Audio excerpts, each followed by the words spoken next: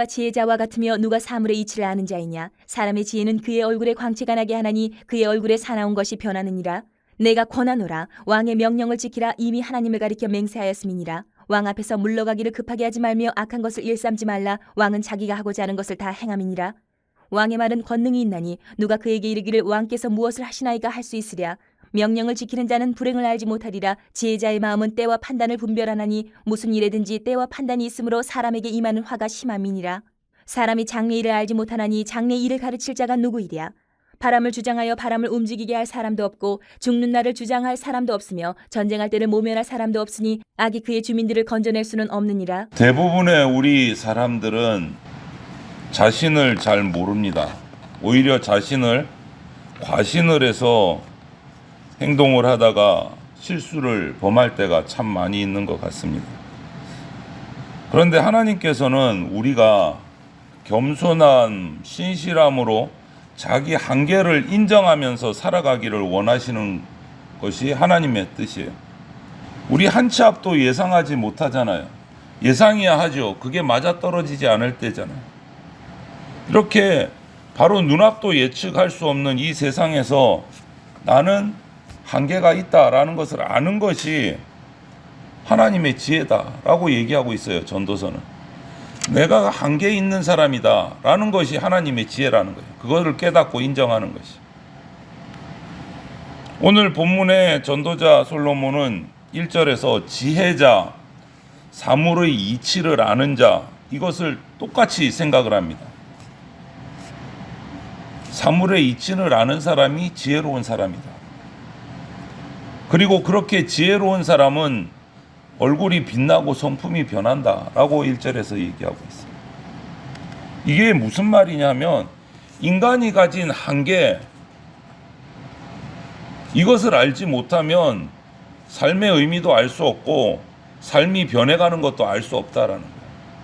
한계가 있다는 것을 알아야 삶의 의미도 삶의 변화도 우리가 깨달을 수 있다. 그래서 우리는 이 세상의 지혜가 한계가 있음을 알고 하나님의 지혜를 강구하면서 하나님을 닮아가야 된다라는 의미죠. 그리고 2절부터 4절을 보면 전도자는 절대 권력자인 왕에게 순복하는 것이 지혜다라고 말해요. 지혜자는 자신에게 지혜의 중심이 있어서 알지만 권력의 중심에 있는 왕을 거스를 수 없다는 것을 알아요. 권력을 지닌 왕에게 맞서는 것은 지혜로운 처사가 아니다라고 말해요. 혹 왕이 올바른 처신을 하지 못하더라도 그것은 하나님의 뜻 가운데서 하나님이 허락하신 권력이기 때문에 존중해야 된다라는 거예요. 존중해야 된다. 더 큰 하나님의 뜻이 있다는 것을 알고 비록 악한 왕일지라도 그 왕 밑에서 성실을 행해야 된다. 오늘날은 왕은 아니고 다른 지도자들, 우리나라 같은 경우에는 대통령이 있지만 이런 지도자를 우리가 반기를 들고 내 마음에 들지 않는다고 해서 뭐 데모를 하고 테러를 할 것이 아니라 그 지도자가 하나님의 뜻에 합당한 결정을 할 수 있도록 기도하고 인내하는 것이 성도의 올바른 자세다라는 거죠. 그것이 왕에 대한 권력에 대한 하나님의 뜻이고 지혜로운 사람의 모습이다. 그리고 7절에서 사람이 장래일을 알지 못하기 때문에 누구도 앞날을 장담해서 가르칠 수 없다라고 7절은 말해요. 미래를 예측하는 사람이 없다라는 거죠.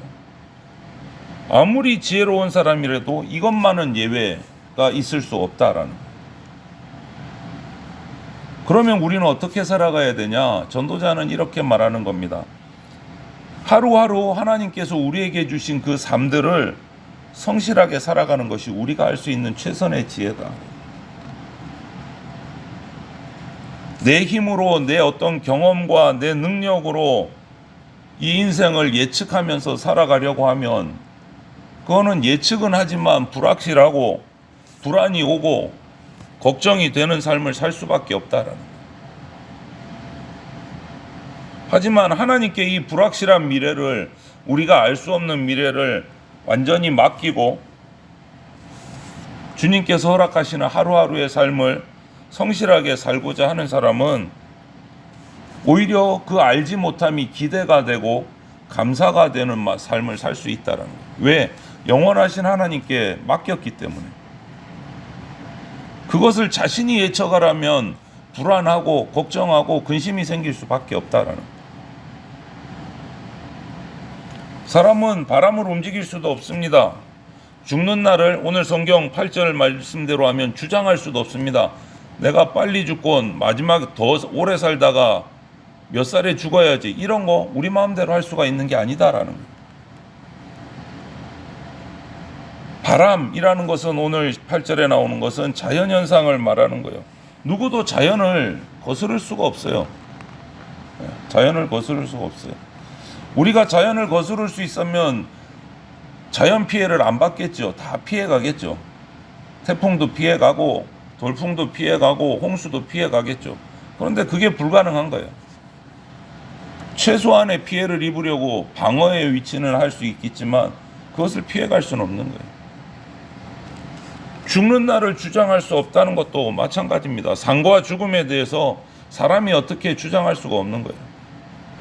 우리는 이렇듯 흘러가는 거대한 자연 앞에서 너무너무 작은 존재다라는 거예요. 그렇기 때문에 그 흘러가는 자연 인생의 흐름 가운데 우리는 그것을 주장하고 계시는 하나님께 순응할 수밖에 없고 그것을 배워야 돼요. 하나님의 역사하심에 순종하는 법을 배워야 된다. 죽음에 관해서 누구도 관여할 수 없다는 사실을 인정을 하고 내 생명을 오롯이 하나님께 의탁하면서 살아가야 된다. 그것이 지혜자의 모습이다. 그런데 우리가 도저히 바꿀 수 없는 그 한계에 걱정을 합니다. 무언가 해보려고 발버둥을 쳐요. 애를 써요. 그래도 한계는 한계인 거예요. 더 이상 넘어설 수 없는데도 거기에 신경을 써요. 그런 곳에 신경 쓰기보다는 오늘 전도자의 이야기는 그 한계를 뛰어넘는 하나님께 우리 마음을 쏟는 것이 가장 지혜로운 삶이다라고 말하는 거예요. 걱정해서 해결될 것 같으면 걱정을 하는데 걱정해도 안 될 것에 걱정하지 말고 오히려 그 시간에 하나님께 나와 엎드리라는 거예요. 그리고 전도자는 악이 그 주민들을 건질 수 없다 이렇게 말해요. 여기서 주민은 가까운 사람이라는 의미가 있어요. 악에서 가까운 사람을 말하는 거예요. 악이 그의 주민들을 건질 수 없다. 이 말을 새번역이라는 성경, 새로운 번역의 성경을 보면 이렇게 번역해 놨어요. 악은 행악자를 놓아주지 않는다. 우리가 악에서 떠나지 않으면 악은 절대로 우리를 놓아주지 않는다는 거예요. 우리가 악한 길에서 떠나기 위해서 하나님 앞에 겸손하게 엎드릴 때 그때 악이 우리를 떠난다. 죄 짓지 않으려고 애쓰기보다 우리가 죄를 안 짓는 방법은 죄 짓지 않으려고 애쓰는 것보다는 하나님께 가까이 가려고 애쓰는 것이 죄 짓지 않는 가장 좋은 방법이다. 악한 우리가 죄 짓지 않으려고 발버둥 쳐봐야 악은 우리를 놓아주지 않습니다. 악에서 떠나는 방법은 내가 하나님께로 가는 거예요. 이렇듯이 우리의 한계를 알아야 된다. 나의 한계를 안다는 것이 겸손하다는 표현이 되는 거예요. 하나님은 늘 겸손한 사람을 기쁘게 받으셨습니다. 지금까지. 오늘 이 말씀 앞에서 전도자의 지혜로운 말 앞에서 우리가 정말 나를 과신해서 내가 할 수 없고 내가 바꿀 수 없고 내가 돌이킬 수 없는 것들에 내 마음이 뺏기지 않아야 되겠습니다. 그 뺏길 시간에 거기에 근심하고 걱정하고 발버둥 치는 그 시간과 그 열정을 오히려 나를 제일 잘 아시는 그 하나님, 나의 한계를 아시고 채워주기를 원하시는 그 하나님께 의탁하는 지혜가 우리에게 있어야 된다. 거기에 우리의 열정을 쏟아야 된다. 저는 뭐 기도원이나 이런 데 가서 기도받는 거 괜찮다고 생각을 합니다. 그런데 중요한 것은 기도받을 때 그 기도해주는 은사자가 어떤 사람인지를 먼저 살피는 것이 아주 중요하다고, 그 영분별이 필요하다고 생각을 해요. 기도해 줄 테니까 뭐 헌금 가지고 와라, 얼마를 가지고 와야 무슨 치유 기도를 받는다 등등, 나는 신령하니까 나만 따라와라. 그런데 그 사람들이 어떤 사람을 비방한다거나 삶의 열매가 좋지 않다거나 이웃사람과 종종 싸운다거나, 이런 사람에게 기도받는 것은 안 받는 것이 맞죠. 그런 사람들이 거룩한 하나님의 말씀을 대신해 주고 기도해 준다? 이거는 있을 수가 없는 일이죠. 기도를 누군가에게, 은사자에게 받는다는 것은 좋은 거예요. 하나님의 마음을 알게 되고 도움을 받게 되고 하나님께 더 가까이 나갈 수 있는 기회가 되고 감사하게 되고 회개의 기회를 가지게 되고, 용기가 없을 때 용기도 얻고 좌절하다가 소망을 받을 때도 있고 병이 치유될 때도 있고, 이것이 은사가 사용될 때 나타나는 열매들이에요. 이런 은사를 통해서 하나님께 가까워질 수 있으니까 기도받는 것을 목회자로서 말릴 필요는 없다고 생각을 합니다. 하지만 중요한 것은 모든 사람이 다 이런 기도 받아야 된다, 그것은 아니다.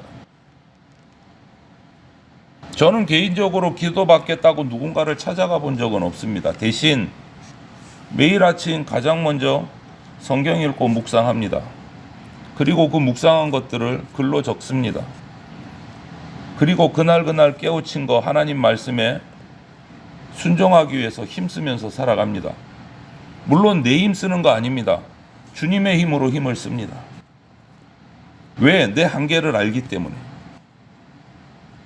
그 한계를 이겨내기 위해서 매일 말씀 앞에 엎드리는 겁니다. 적어보기도 하고, 내 힘으로 지킬 수 없으니까 주님께 힘을 구하고 그 말씀대로 살아가려고. 그것이 더 일반적이고 내 한계를 깨닫는 방법이라고 저는 생각하기 때문에. 여러분, 우리는 내 미래를 알 수도 없고 내 미래를 어떻게 바꿀 수도 없습니다. 그것에 영향을 끼칠 수도 없는 한계가 있는 인간이 저와 여러분들입니다. 우리의 생사, 화복을 주관하고 결정하시는 분은 우리를 지으신 창조주 하나님, 주권자이신 하나님이세요. 그분밖에 없어요. 그렇기 때문에 그분의 백성된, 성도된 우리는 나의 주인이신 하나님의 질서에 순종해야 되는 거예요. 그리고 그분이 이끌어가는 이 세상이 당장 내 눈으로 볼 때는 답답하고 아닌 것 같아도 하나님의 뜻을 믿고 큰 그림을 믿고 순종해야 되는 거예요. 하나님의 섭리가 이루어질 줄로 믿기 때문에 그 가운데서 하나님이 주시는 하루하루의 삶을 감사함으로 성실하게 충성되게 살아가는 것이 평안한 삶, 행복한 삶을 사는 방법입니다. 저와 여러분이 오늘 하루도 주님께 기도하고 주의 말씀에 집중하고 그 말씀에서 하나님의 지혜를 깨닫기를 바라면서 순종을 결단하면서 살아갈 때 우리는 주님이 주시는 평안을 누릴 수 있는 겁니다. 저와 여러분이 한계를 극복하려고 애써봐야 우리에게는 한계가 있는 존재입니다. 주님이 오늘도 눈뜨게 하셨고 나에게 호흡을 주셨고 예배할 수 있는 힘을 주신 것을 감사하면서 하루하루를 한 걸음 한 걸음 성실하게 하나님 앞에서 충성되게 살아감으로 하나님이 주시는 그 평안을 누리는 주의 백성 되어서 하늘의 소망을 가지고 살아나갈 수 있게 되기를 주님의 이름으로 축원을 드립니다. 아멘.